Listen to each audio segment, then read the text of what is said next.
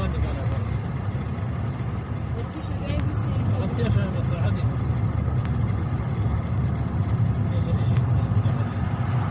لا بابا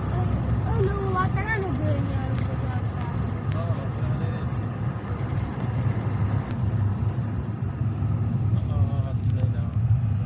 لا هي يجيبوها عشان مش يجيبوها أو البرنت يسمونه أو يبرشونه أو ثاني مندوبة هم عزيز وبدهم يكونوا كاحل بدهم عشان عيب هاي لك أحمد قلت كيدا فروشي مو عيبني تاكسي عيب تاكسي لا تاكسي بدي ناس لا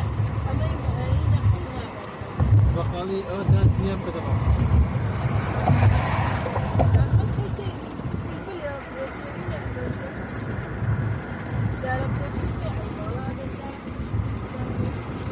وش بدي ما هو بيرجع بالروبو النريت بدي ما هو اللي في الكاكسيونير إيش كان في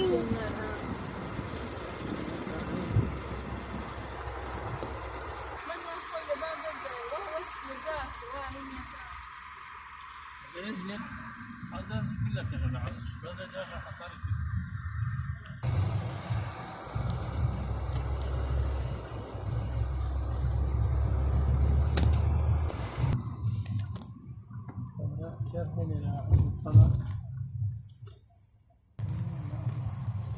أو ده شو دي فروش علي